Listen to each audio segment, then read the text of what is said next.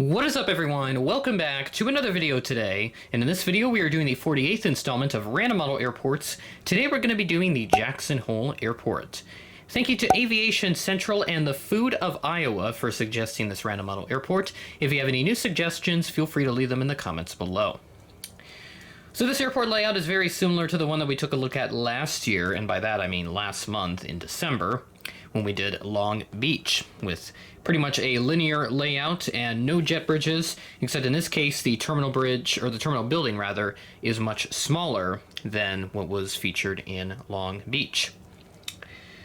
So that's some interesting history about this airport. This opened back in the 1930s, and today it is the only commercial airport in the country to be found inside a national park, which in this case is the Grand Teton National Park.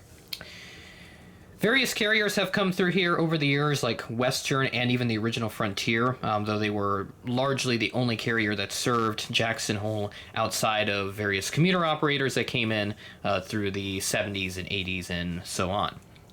Western came in 1983, and then that led the way for more airlines like Northwest and Continental, which are both defunct now, coming in to serve the city as well.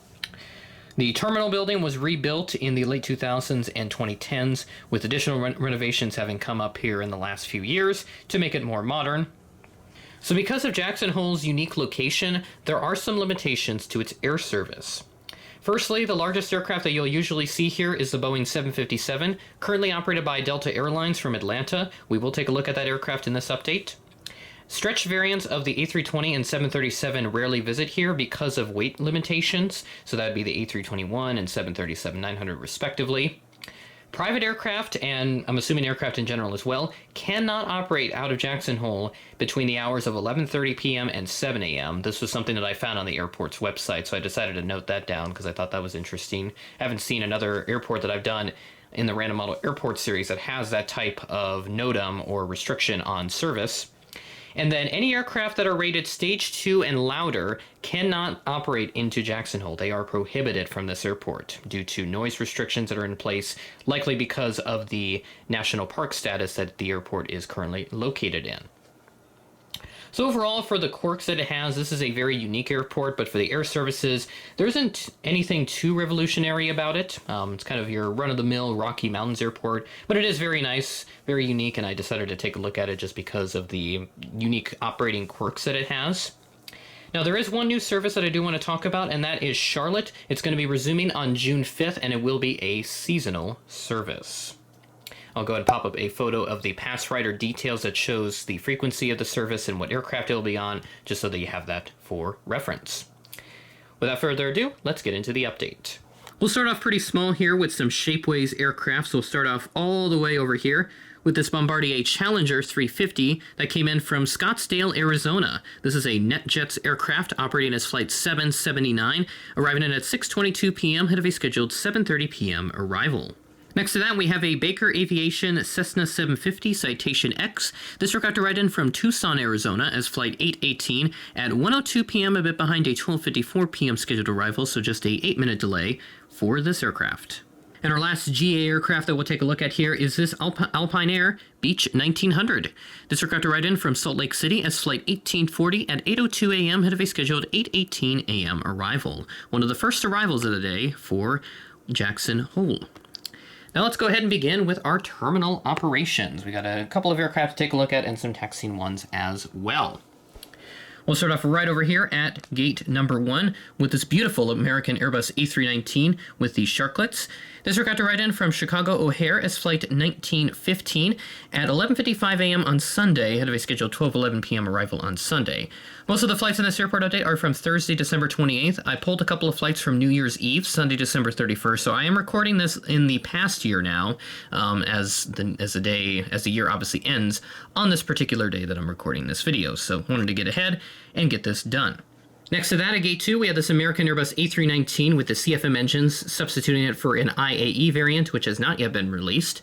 This aircraft arrived in from Dallas-Fort Worth as Flight 671 at 11:34 a.m. on Sunday, delayed from a 10:51 a.m. scheduled arrival on Sunday. So that is a delay of 43 minutes for this aircraft. Next up at Gate 3, and the last of our American aircraft, we have this American Eagle CRJ-700. This aircraft arrived in from Los Angeles is Flight 3144, operated by SkyWest, at 12:53 p.m., head of a scheduled 1:05 p.m. arrival.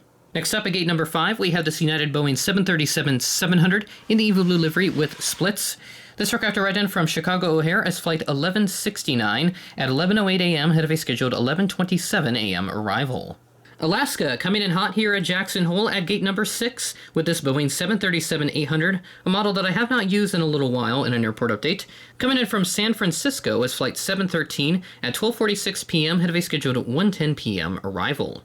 At Gate 7, we had this Delta Airbus A319 coming in from Minneapolis as Flight 1503 at 12:17 p.m., head of a scheduled 12:59 p.m. arrival, so arriving over 40 minutes ahead of schedule. And our last aircraft at the terminal, at Gate 8, we have this Delta 757-200. Coming in from Atlanta as Flight 307, this arrived in at 12:59 p.m., head of a scheduled 1:45 p.m. arrival, so this is arriving 46 minutes ahead of schedule.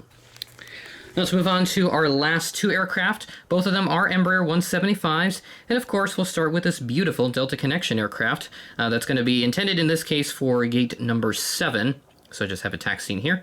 This aircraft arrived in from Los Angeles as Flight 4060, operated by SkyWest, so it's going along with that American Eagle service that we took a look at back at Gate number 3 earlier in this update. This arrived in at 12:10 p.m., head of a scheduled 12:12 p.m. arrival. And the last aircraft for this update, we have this Alaska Embraer 175 taxiing behind the Delta 175. This aircraft arrived in from Seattle as Flight 3468, operated by SkyWest, at 10:56 a.m., head of a scheduled 11:04 a.m. arrival. And that will do it for Jackson Hole Airport and our very first airport update for the new 2024 calendar year. Crazy to think that we are already in 2024, so that means I've been doing YouTube now for 7 years. So I think at this point, I could almost be classified as one of the veterans of this aviation community for YouTube videos now. So pretty crazy how time has flown, especially when you're having this much fun making all these videos over the last several years now. So Ranamala Airport's continuing to go strong, and we'll continue to do some bigger and better airports over time, and we'll have some of these intermediate airports to fill in gaps whenever I can't use particular aircraft. I would have loved to have done an airport with all the new arrivals that I got over Christmas, but nothing really fit to the criteria. Some aircraft I'm still missing right now as I record this video. Got a couple more that are on the way. They should have already arrived by the time this video goes out, so check out that unboxing of those two lovely Gemini jets that I ordered from PandaFox.